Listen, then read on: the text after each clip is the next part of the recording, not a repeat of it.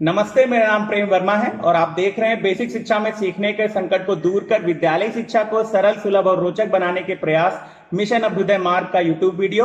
और आज के हमारे विषय शिक्षक हस्त पुस्तिका का परिचय में हम पुनः स्वागत करेंगे हमारे विशेषज्ञ संदर्भदाता के रूप में श्री संजीव शर्मा जी का, जो अलीगढ़ से हैं और आप लगातार मिशन प्रेरणा के लक्ष्यों को लेकर बेसिक शिक्षा परिवार के साथ आगे बढ़ रहे हैं और मार्गदर्शन देने का काम कर रहे हैं।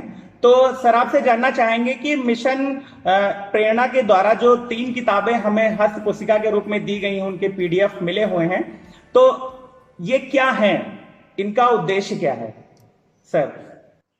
बिल्कुल प्रेम, जैसा मैंने पहले बताया था, मिशन प्रेरणा के लक्ष्यों को प्राप्त करने के लिए कोई न कोई रोड मैप जरूर तैयार किया जाता है। जब हमारे पास लक्ष्य बड़े होते हैं तो उसके लिए रोड मैप भी तैयार किया जाता है।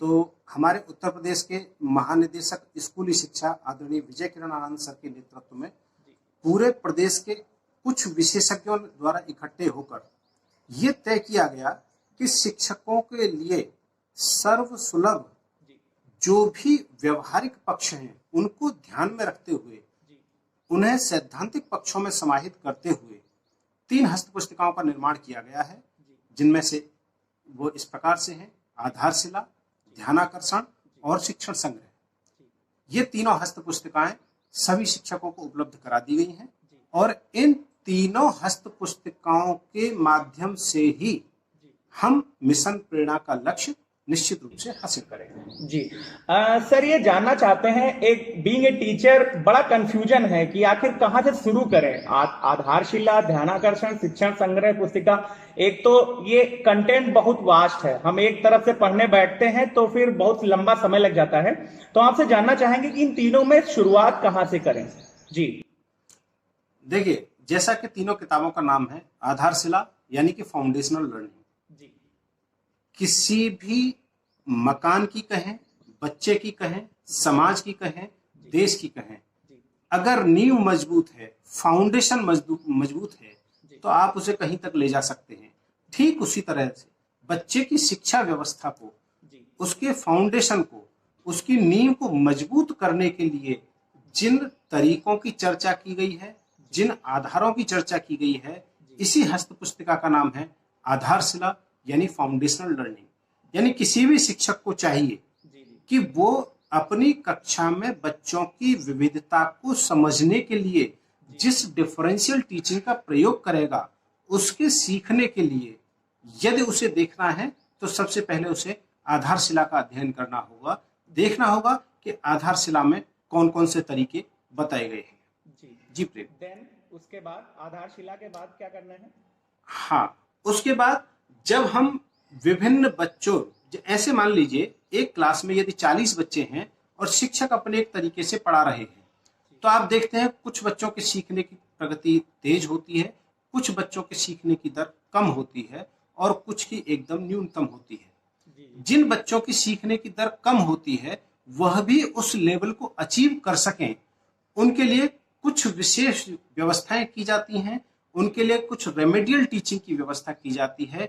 इसी प्रकार की रेमेडियल टीचिंग को पूरा ये जानना कि बच्चे का लर्निंग लेवल क्या है, उस लर्निंग लेवल के आधार पर बच्चे को किस कैटेगरी में रखा गया है और उस पर ज्यादा से ज्यादा ध्यान देने की आवश्यकता है, इस प्रकार का विवरण दिया गया है ध्यानाकर्षण यानी रेमेडियल कोर्स में।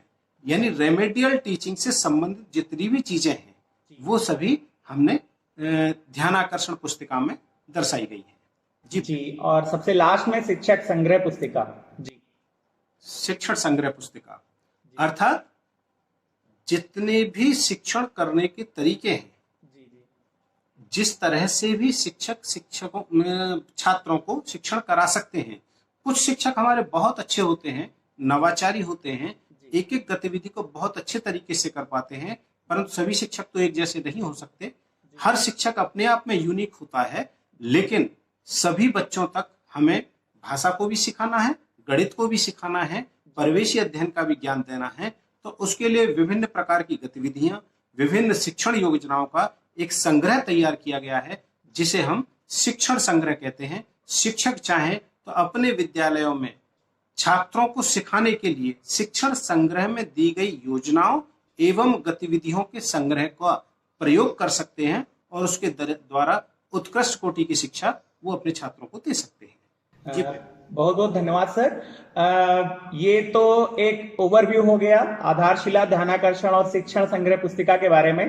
सर, हम ये एक उत्सुकतावश आपसे पूछना चाहते हैं कि हर शिक्षक का एक अपना यूनिक तरीका होता है शिक्षण करने का, तो जरूरी नहीं कि वो सारी चीजें जो लिखी हुई हो सिर्फ उतने तक ही सीमित करना है खुद को, और या अपने तरीके को भूल जाना है, या उन तरीकों को मिलाकर चलते हुए आपके इन तीनों किताबों में जो चीजें लिखी हुई हैं उनको समाहित करते हुए आगे बढ़ना है।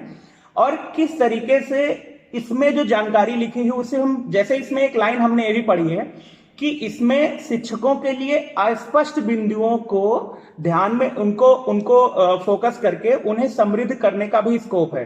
तो किस तरीके से टीचर्स इसमें अपना योगदान दे सकते हैं और कैसे इसके कंटेंट को समृद्ध कर सकते हैं और किस प्रकार से अपने शिक्षण में हम इसे यूज करें, इसका तरीका सर हम आपसे जानना चाहेंगे।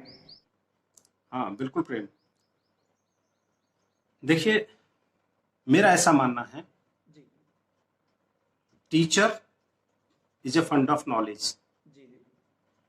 प्रत्येक शिक्षक अपने आप में एक ज्ञान का भंडार होता है और ऐसा कभी नहीं हो सकता कि शिक्षक का अनुभव, शिक्षक का तरीका उसके छात्रों के लिए उपयोगी ना हो। इन हस्त पुस्तिकाओं का उद्देश्य है कि जो शिक्षक जिस गुण से परिपूर्ण हो, जिस काम में एक्सपर्ट हो, उसके एक्सपर्टाइज को निखारते हुए उसका सदुपयोग छात्रों के लिए करना। कुछ क्षेत्र ऐसे भी हो सकते हैं, जैसे कोई शिक्षक साहित्य के क्षेत्र में, भाषा के क्षेत्र में बहुत अच्छा काम कर सकता है बनिस्पत गणित के क्षेत्र के। कुछ शिक्षक गणित के क्षेत्र में बहुत अच्छा कर सकते हैं बनिस्पत भाषा के। तो दोनों ही क्षेत्रों में बराबर तरीके से वो समृद्ध होते रहें, अपने तरीकों को आगे बढ़ाते रहें, शिक्षण संग्रह से चीजों को सीखते हुए उस प्रकार की गतिविधियों का समावेश करते हुए आगे बढ़ते रहें। इसीलिए कहा गया है कि शिक्षकों के ज्ञान को समृद्ध करने के लिए इन तीनों हस्त पुस्तिकाओं का निर्माण किया गया है। शिक्षकों में जो भी योग्यताएं हैं उनको निखारने का काम इन हस्त पुस्तिकाओं के द्वारा किया जाने वाला है। दूसरे शब्दों में मैं कहूं कि जैसे कि छात्रों को खेलना बहुत अच्छा लगता है, तो निश्चित रूप से हम प्रयास ये कर रहे हैं कि कक्षा में जब शिक्षण हो तो क्या खेल विधि को इस्तेमाल नहीं किया जा सकता, अर्थात खेल तो नहीं, क्या खेल के नियमों से शिक्षण नहीं कराया जा सकता। जो शिक्षक ग्राउंड पे जाकर बच्चों को इतना अच्छा खेल करा सकते हैं, वही शिक्षक उन्हीं खेल के नियमों से कक्षा में आकर बहुत अच्छा शिक्षण भी करा सकते हैं। बस यही तो है इन तीनों हस्त पुस्तिकाओं में। जी जी जी, बहुत बहुत धन्यवाद सर। आपने अब मुझे ऐसा लगता है कि आपके जवाब जानने के बाद ज्यादातर शिक्षक जो एक स्पष्टता का अभाव था हम सबके मन में, एक बहुत बड़ा एक लग रहा था कि एक कौन सी ऐसी चीज है जो आ गई हमारे बीच, लेकिन ये बहुत ही एक सराहनीय कदम है बेसिक शिक्षा विभाग का, और ये निश्चित तौर पर हम सब के शैक्षिक ज्ञान और शैक्षिक जो हमारा तरीका है, हमारा शिक्षण का माध्यम है, हमारा परिवेश है, उसको ये समृद्ध करने का काम करेगा। और बहुत बहुत धन्यवाद। एक बार फिर आपसे मिलेंगे इसके अगले स्टेप जिसमें हम आपसे बात करेंगे आधारशिला हस्त पुस्तिका के बारे में और उसके पहले भाग पर।